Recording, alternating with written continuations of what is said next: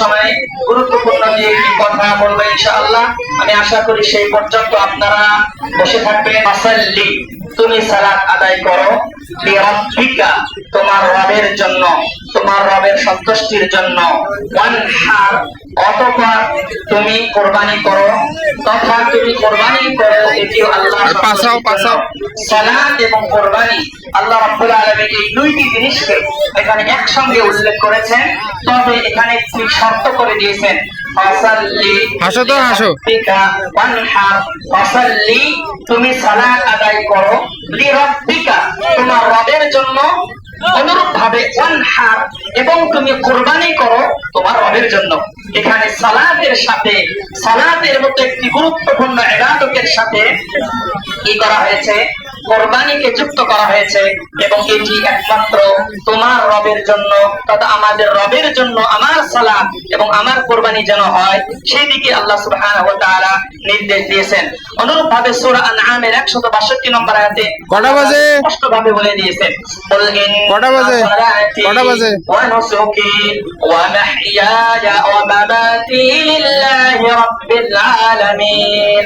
আল্লাহ তাআলা বলেন, হে নবী, বল, আপনি বলুন, ইন্না সালাতি, নিশ্চয় আমার সালাত, ওয়া নুসুকি, আমার কোরবানি, ওয়া মাহইয়ায়া, আমার জীবন, ওয়া মামাতি, আমার মরণ, লিল্লাহি রাব্বিল আলামিন, রব্বুল আলামিন, আল্লাহর জন্য, জগৎসমূহের রব আল্লাহর জন্য।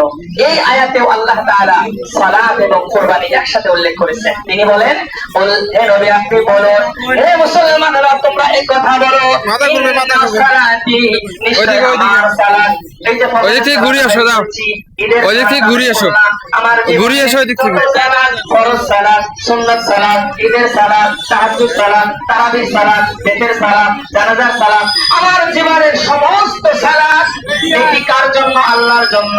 অনুরূপ ভাবে আল্লাহ তাআলা বলেন, ইন্না সালাতি ওয়া নুসুকি, ভাবে আমার কুরবানি, আমি প্রত্যেক বছর যে কুরবানি দেই, সেটা ছাগল হোক, গরু হোক, উট হোক, ভেড়া হোক, দুম্বা হোক, যাই হোক না কেন, সেটা যত দামের হোক, কম দামের হোক, যেটাই হোক না কেন, আমার কোরবানি, প্রত্যেক বছর আমি যে কোরবানিটা দেই, এই কোরবানি কার জন্য? লিল্লাহি রাব্বিল আলামিন, একমাত্র আমার রব আল্লাহ তাআলার জন্য, অর্থাৎ আল্লাহ তাআলার সন্তুষ্টির জন্য। এই দিকে ইঙ্গিত করে আল্লাহ রাব্বুল আলামিন সূরা হাজের 37 নম্বর আয়াতে সেটাও তিনি বর্ণনা করেছেন। তিনি বলেন, লা ইয়ানালাল্লাহু লুহুমুহা ওয়ালা দিমাউহা ওয়ালাকিন ইয়ানালুহুত তাকওয়া মিনকুম। এই পৃথিবীর মানুষেরা, তোমরা যারা কোরবানি করার নিয়ত করেছো, কষ্ট করে সারা বছর টাকা জমিয়েছো, ব্যাংকে টাকা ছিল, সারা বছর প্রস্তুতি নিয়েছে একটা কোরবানি করবা, সেটা ছাগল হোক, ভেড়া হোক, উট হোক, গরু হোক, দুম্বা হোক, যাই হোক না কেন, আল্লাহ রাব্বুল আলামিন বলছেন, তুমি যে কোরবানি দিচ্ছ, লা ইয়ানালাল্লাহু লুহুমুহা, তোমার এই কোরবানির পশুর গোশতটা আল্লাহর কাছে পৌঁছবে না, আল্লাহ সেটা নিবেন না, আল্লাহ সেটা প্রয়োজন নেই। লা ইয়ানালাল্লাহু লুহুমুহা, তোমাদের কোরবানির পশুর গোশতগুলো আল্লাহর কাছে পৌঁছে না, আল্লাহর প্রয়োজন নেই। ওয়ালা দিমাউহা, এবং এর যে রক্তগুলো আছে, এটাও আল্লাহ তাআলার কাছে পৌঁছে না।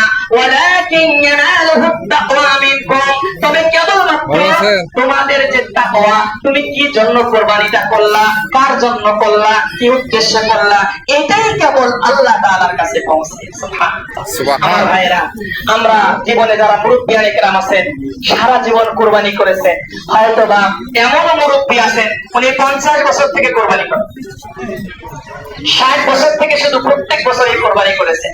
কোন বছরের কোরবানির গোশত আল্লাহ তাআলার কাছে পাঠিয়েছেন? আল্লাহ তাআলা নেন। এগুলো আমরাই খেয়েছি, আমাদের আত্মীয় স্বজন খেয়েছে,